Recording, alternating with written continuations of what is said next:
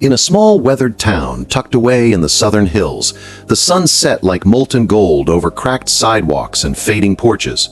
The air carried the familiar scent of dry earth and dust, mixed with the distant perfume of jasmine and honeysuckle from the few gardens that still clung stubbornly to life. It was the kind of town where everyone knew everyone's business, and secrets were as rare as rain in midsummer. Yet amidst the quiet despair, there were stories of hope, of resilience, and of kindness quietly woven into the lives of ordinary people. At the edge of one of these forgotten streets lived Naomi Harris, a young black woman of 24 whose presence was gentle but strong, whose eyes held both sorrow and unyielding compassion. Naomi's life had never been easy. She had grown up in a home where food was scarce and love abundant, where every coin was counted twice and every meal carefully rationed. Her parents had passed when she was still a teenager, leaving her the responsibility of caring for her younger siblings and managing a house that was as old and tired as the town itself. She had learned to stretch meals, mend torn clothes, and make her way in the world without bitterness, though the world often left her wanting. One evening, as Naomi returned from the small market with her basket clinking lightly, she saw a figure at the corner of the street, hunched and hesitant. William Turner, an elderly man whose presence once commanded respect and whose laughter had filled the town's quiet streets decades ago, now shuffled with the slow, careful steps of a man who feared he no longer belonged.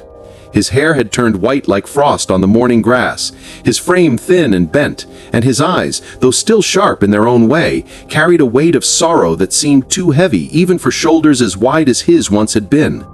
In his trembling hands, he clutched a dented tin bowl, worn from years of use, carrying it as if it were a fragile relic of better times. Naomi's chest tightened at the sight.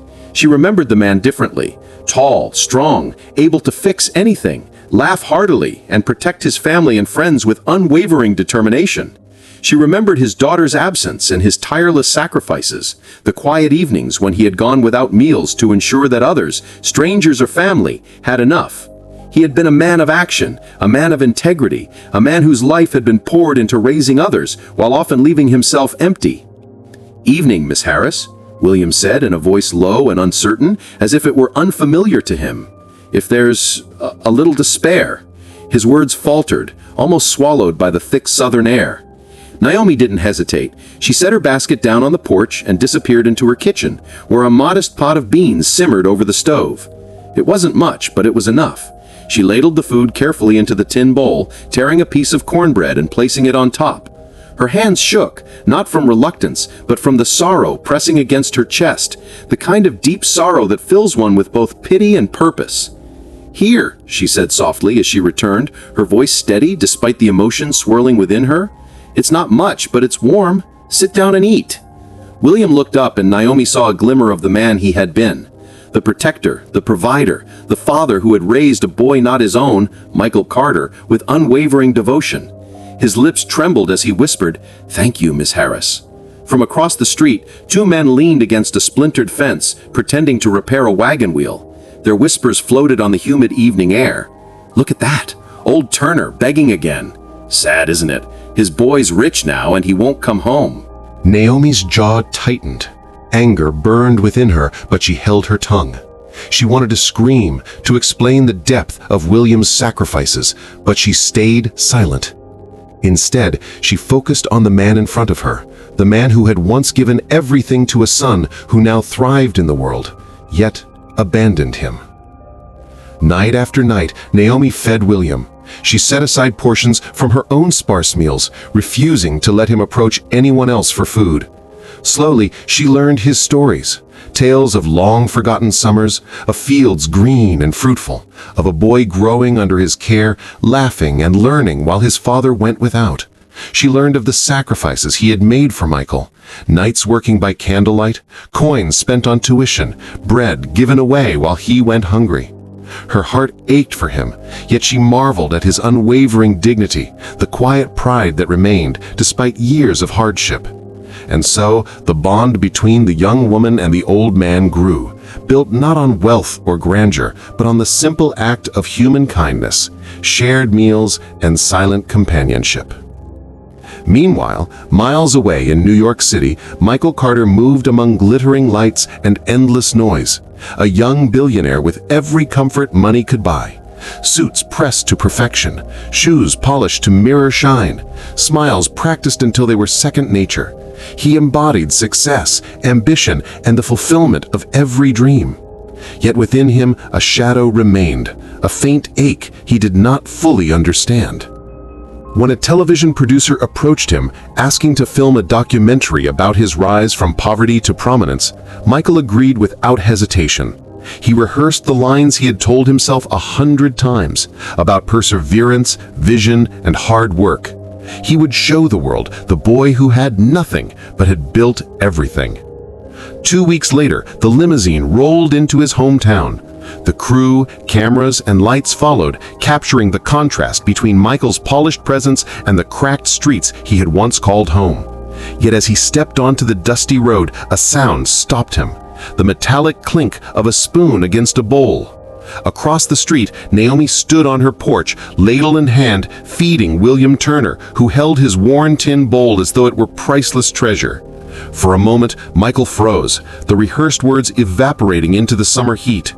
There was his father, the man who had sacrificed everything, now dependent on the kindness of a young stranger. There was the boy he had once been, now silenced by shame and revelation. Cameras captured every detail: William's trembling hands, Naomi's steady gaze, Michael's disbelief. The town murmured, neighbors whispering their judgments, some scolding, some crying. Naomi's voice rose above the whispers, sharp, piercing, undeniable. He starved himself to raise you. Every meal he skipped, every coin he gave, every night he labored so you could stand taller than him. And where were you when he needed you? You left him to beg spoon by spoon. Silence followed her words, heavy and suffocating. Michael's chest tightened, his polished exterior shattering before the reality of his father's sacrifices. William Turner, frail but unwavering, spoke gently, defending the son who had abandoned him. "Don't blame him," he said, his voice carrying a quiet authority. "He hasn't forgotten me. He just hasn't found his way back yet." The truth struck Michael harder than any accusation. He knelt before his father, humbled, tears falling freely. "Forgive me, Dad," he whispered. "Forgive me for every year I stayed away." William's hand trembled as he accepted the gesture, his smile calm, steadfast, and full of grace. Forgiveness had always been there, waiting patiently, unconditional. From that day forward, Michael vowed never to let his father suffer again. He brought William to live with him in a mansion on the hill, where food overflowed, comfort surrounded, and dignity was restored. Naomi, the young woman who had refused to let a good man go hungry, was offered a place of honor, a chance to build a life free from fear and scarcity. Life transformed slowly, quietly. The mansion was no longer merely a symbol of wealth, it became a home of restored family, shared meals, laughter, and the kind of peace that no amount of money could buy. William Turner, once hollowed by neglect, flourished in love and care, his spirit renewed. Michael Carter, having confronted his failings and embraced the lessons of his upbringing, became a man who truly understood the meaning of legacy. Not the legacy of wealth, but of heart, honor, and unbreakable devotion. And as the southern sun dipped behind the hills, painting the town in golden light, the lesson lingered, that even in a world filled with hardship and neglect, a single act of courage, a single act of kindness could ripple outward to reshape lives, mend hearts, and restore faith in the enduring goodness of humanity.